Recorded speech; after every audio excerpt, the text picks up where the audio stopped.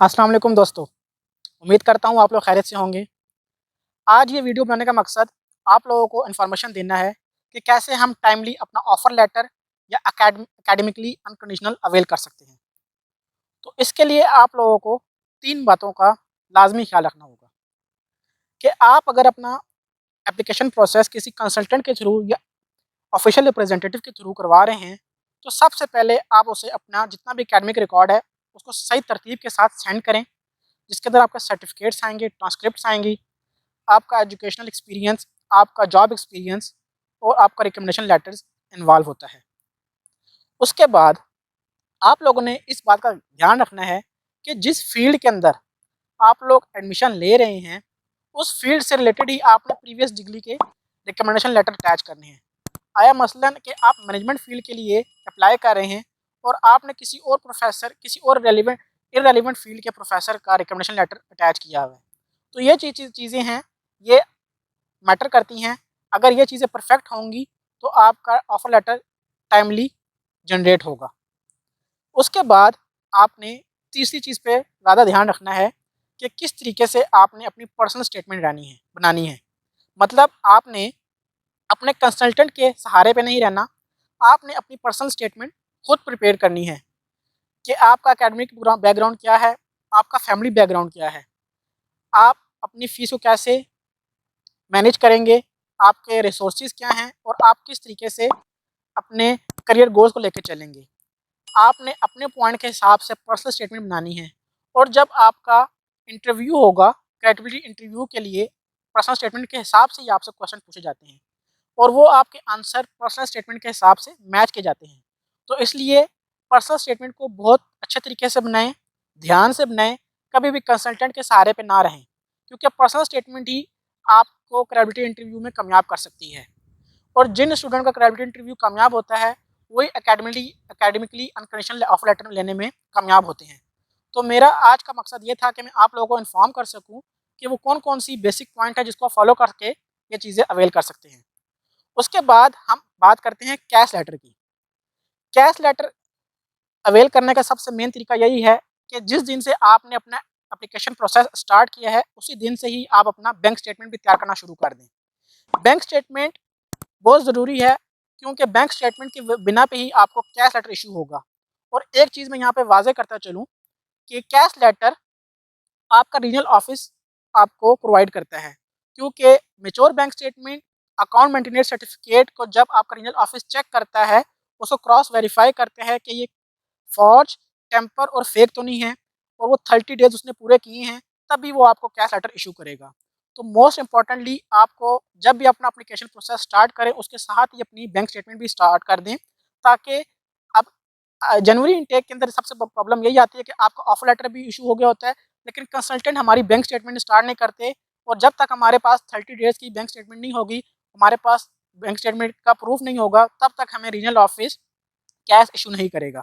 तो सबसे बड़ी मेन वजह ये आ रही है कि लोगों का कैश डिले इस वजह से होता है। अब आपके पास कैश ऑफ़र जब रिसीव होता है, तो उसके बाद आपने बड़े अच्छे तरीके से अपनी फ़ाइल मेंटेन करनी है एम्बेसी के अंदर वीज़ा फ़ाइल करने के लिए। वीज़ा फ़ाइल करने के लिए आपने 2 फ़ीसें सबमिट करानी होती हैं, एक होती है आईएचएस फ़ीस और दूसरी होती है वीज़ा फ़ीस।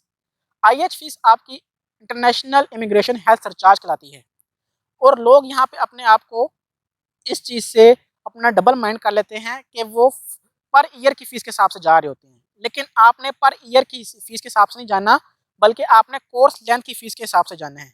मतलब अगर एक कोर्स लेंथ 18 मंथ का है, तो आपने 18 मंथ के हिसाब से फ़ीस पे करनी है। ये नहीं कि आपने 1 ईयर मास्टर डिग्री प्रोग्राम के हिसाब से अपनी आईएचएस की फ़ीस का अंदाज़ा लगाया है। इसलिए लोगों की सारी कैलकुलेशन ख़राब होती है, उनका बजट डिस्टर्ब होता है।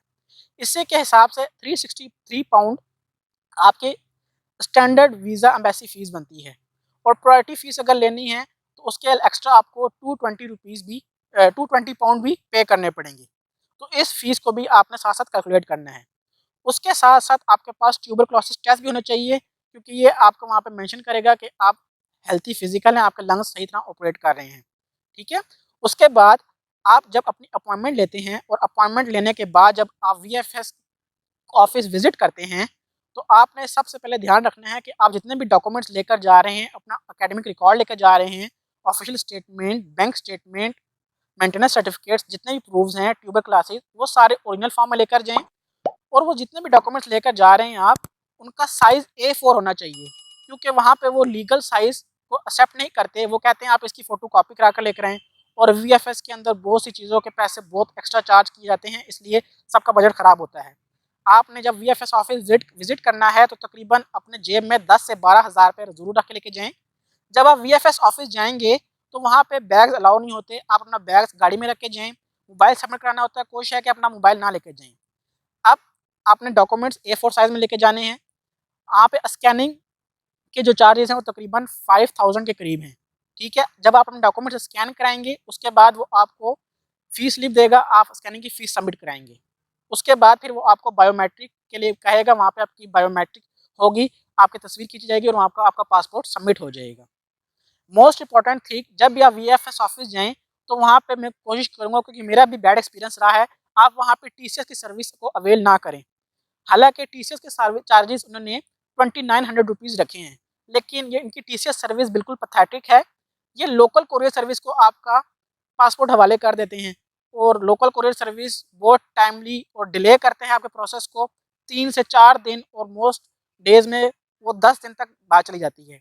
तो जैसे ही आप वहाँ पे बस एसएमएस और ईमेल की सर्विसेज़ को अवेल करें, जैसे ही वो आप उस सर्विसेज़ को अवेल करेंगे, तो आपके पास ईमेल आना शुरू हो जाएँगी।